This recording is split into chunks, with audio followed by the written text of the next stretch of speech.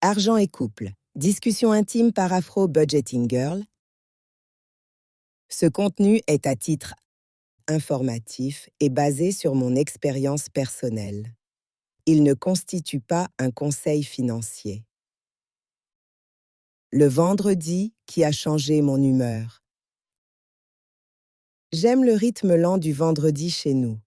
Mon mari travaille sur son ordinateur portable, les enfants ont des journées scolaires plus courtes et nous nous retrouvons pour le déjeuner, une transition calme vers le week-end. Ce vendredi n'a pas commencé autrement.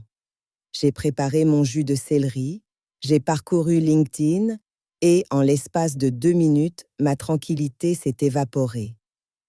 Le poste pour lequel j'avais passé un entretien, celui pour lequel j'avais prié discrètement, a été réaffiché. Pas de message, pas de suivi, juste parti. J'ai posé mon téléphone, mais le poids de celui-ci est resté. Mon cœur a sombré. Une autre opportunité disparaissait. Un autre mois sans revenu s'annonçait. 8 mois de recherche d'emploi et d'attente interminable m'avaient épuisée. Je me sentais impuissante. La routine du discours sur l'argent.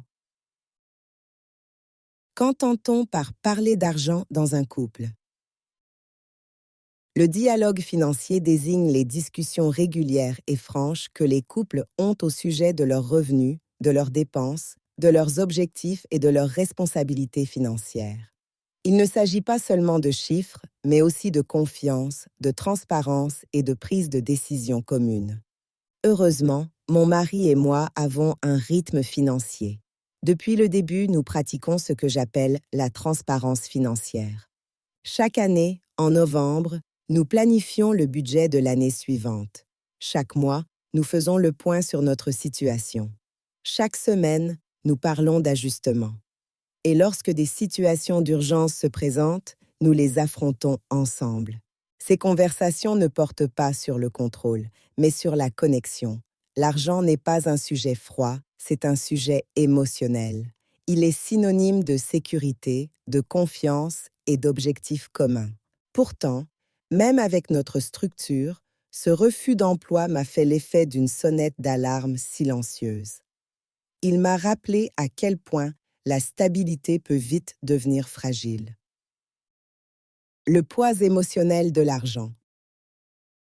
Pendant la période du Covid, nombre d'entre nous ont été confrontés à des pertes d'emploi, à des écarts de revenus ou à des dépenses inattendues. Nous avons appris que la sécurité financière peut disparaître du jour au lendemain.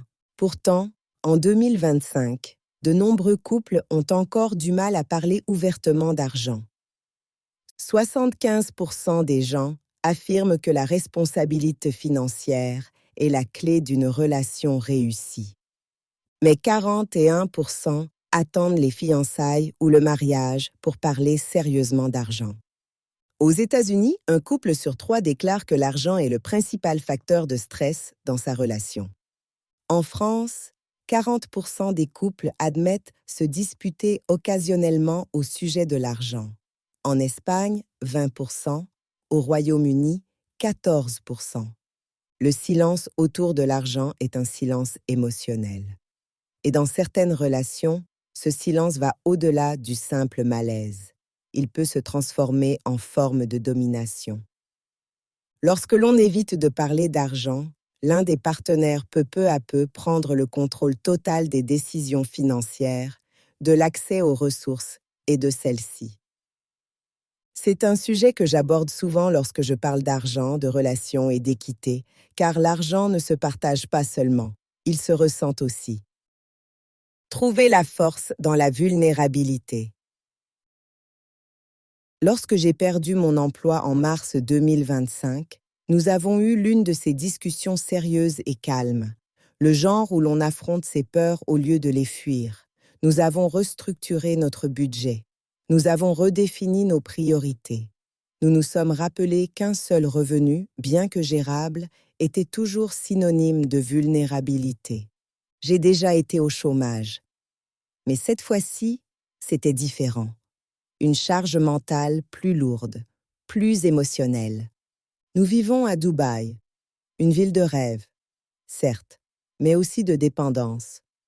Ici, un emploi n'est pas seulement un salaire, c'est votre visa, vos soins de santé, votre sentiment d'appartenance. Cette réalité m'a frappée de plein fouet, mais je sais que je ne suis pas la seule.